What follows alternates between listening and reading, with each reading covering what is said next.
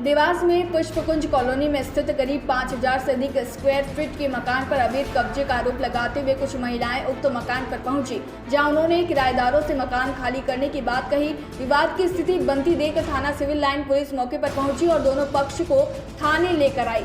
रविवार को मोनिका नामक युवती ने बताया कि जितेंद्र डांगी नामक व्यक्ति ने हमारे मकान पर अवैध कब्जा किया है और किराएदार छोड़ दिए हैं जो मकान खाली नहीं कर रहे हैं। मोनिका ने बताया कि यह मकान मेरी नानी जी के नाम से था और अब मोनिका, संगीता, सविता, सुनीता के नाम से है। वहीं इस मामले में दूसरे पक्ष जितेंद्र डांगी का कहना है कि यह मकान हमने मनुबाई से खरीदा था और एग्रीमेंट के हिसाब से राशि भी दे दी गई एवं सभी कागजात भी हमारे पास है। कोरोना काल के समय रजिस्ट्री नहीं हो पाई और मेरे पिताजी शांत हो गए। कुछ दिन बाद मनुबाई शांत हो गई और इन 4 लोगों के नाम से नामांतरण हो गया और यह सभी रजिस्ट्री करने से पलट गए और अब अवैध कब्जे का आरोप लगा रहे हैं। इसकी शिकायत हमने भी थाने व एसपी कार्यालय में की। वहीं उक्त मकान में रहने वाले किराएदारों का कहना है कि हमें मकान किराए से जितेंद्र डांगी द्वारा दिया गया, जिसमें काफी समय से रह रहे हैं। वहीं कुछ महिलाएं बदमाशों को लेकर आकर हमें बार बार मकान खाली करने की धमकी देती है और डराती धमकाती है। जो है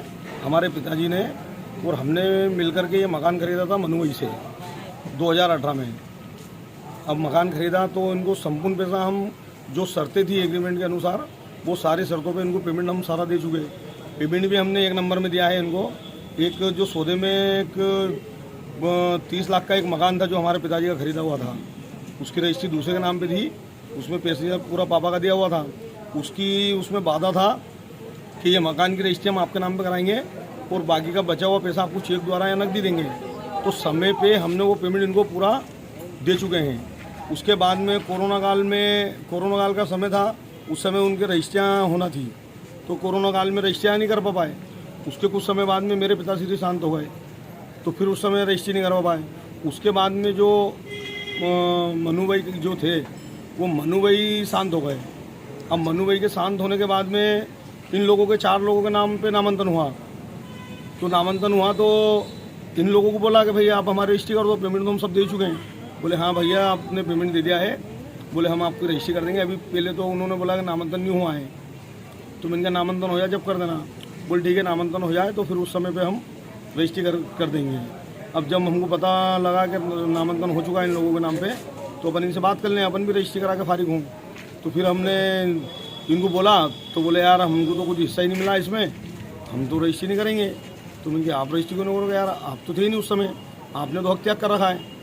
उनकी जब अम्मा थी मनुबाई, तो उनके नाम से जो हमने मकान लिया था, जब तो आप लोगों ने कोई कुछ भी नहीं आया, 1 साल तक हमारा लेन देन चलता रहा। नहीं तो इसमें उस टाइम पे जब आपने इनसे खरीदा था तब इन्होंने कोई हकदार करने के ऐसा कुछ कागज बनाए थे क्या? इन्होंने पहले ही दे रखे थे। अच्छा। इन्होंने 2008 में या शायद 12 में, मेरे ध्यान में नहीं है, लेकिन वो रखे मेरे पास में। अच्छा। हाँ, तो इन्होंने मेरे को कब्जा सौंपा, मनुबाई ने भी मेरे को कब्जा सौंपा, भरपाई रसीद करके दी, पूरा पैसा ली। अभी क्या कहना पड़ रहा है भैया इनका? अब इनका ये कहना पड़ रहा है कि या तो हमको पैसा दो, नहीं तो नामांकन हमारे नाम पे हो गया है, हम मकान कब्जा खाली कराएंगे, चाहे तुम कुछ भी कर लो। हमारे पास भी बहुत दादा पहलवान है, हम सब तरीके से निपटना जानते हैं और जरूरत पड़ेगी तो हत्या करना भी जानते हैं। अच्छा। कोई केस भी चल रहा है क्या इस पे? हमने एसपी ऑफिस में आवेदन दिया, सीएम हेल्पलाइन पे आवेदन दिया, थाने पे आवेदन दिया।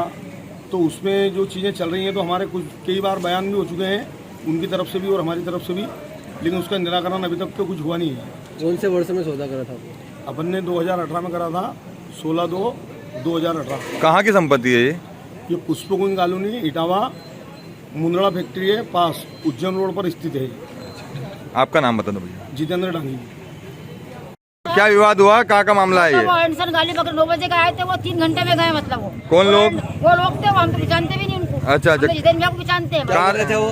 वो तुम्हारा बर्तन फेंक देंगे, बुलडोजर लेकर आएंगे, तुम्हारे बच्चे को बाहर फेंक देंगे, तुम्हारा सामान बाहर फेंक देंगे। कैसे फेंक दोगे? अच्छा, कहाँ रहते हैं आप लोग? हम तो हमारे जितेंद्र भैया घर पे। कहाँ पे है ये मकान? ये अपना केसर होटल के पास में। केसर होटल के पास में? हाँ। कितने महीने से रहते हैं वहाँ पे? उनका होगा 5-6 साल का। अच्छा, किसका मकान है वो? जितेंद्र भैया का। तो ये कौन लोग है जो आए हैं वहाँ हमने पे? भी जानते हैं सर। अच्छा, आके मगजमारी करने लगे? वो 4-5 चक्कर आके 4-5 आके एंसन बोलते हैं हमेशा। जब देखो जब हमको एंसन बोलते हैं, वो धमकी देते हैं हमको। तुम्हारा सामान फेंक देंगे। और अकेले जाती लड़कों को लेकर आती, मोटे मोटे लड़कों को लेकर आती हूँ। अच्छा अच्छा। ये मेरी भाभी का क्या कसूर इनका? ये तो इनके घर से आई थी ना 10 दिन होते। इनको कहती है कि ये मेकअप वेकअप लगा के बैठो या कुछ भी बैठो, 3 दिन के अंदर मकान खाली कर देना। अगर नहीं करानी तुमने तो तुम्हारे लिए बर्तन ठीक से सब बाहर फेंक देंगे। अच्छा अच्छा। आप भी वहीं रहते हैं? एक मिलकर, हाँ वही रह रही हूँ मैं। क्या नाम है आपका? हीना शेख।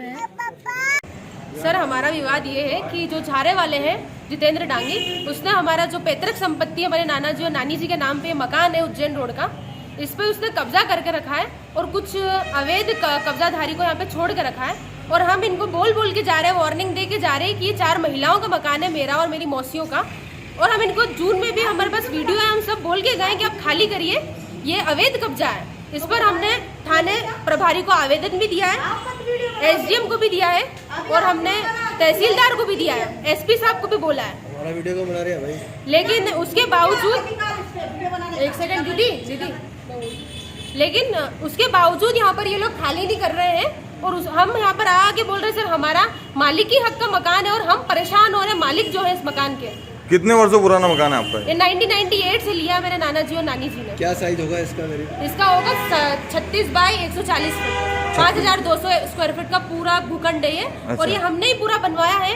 लाइट बिल मेरे नाम का है और टैक्स बिल हमारे नाम का है, सब कुछ हमारे नाम का है। कौन से क्षेत्र में स्थित और किस नाम से मकान है? ये पुष्पकुंज कॉलोनी में मेन उज्जैन रोड पे स्थित मकान है। और जो झारे वाले हैं उनके यही काम रहे कि गरीबों के मकान हड़पे। आपके क्या नाम से है? हाँ? किस नाम से अभी मकान है? ये अभी मेरे नानी जी के नाम पे मकान था, नानी जी की डेथ हो गई 2021 में और अभी हम चारों के नाम पे मकान है, मेरी मौसी और मेरे नाम पे। नाम बता दीजिए। मोनिका, संगीता, सविता और सुनीता। एक जो है वो जिनके नाम पे मकान है वो मानसिक रोगी है। देवास से ब्यूरो चीफ अभिषेक सोनी की रिपोर्ट।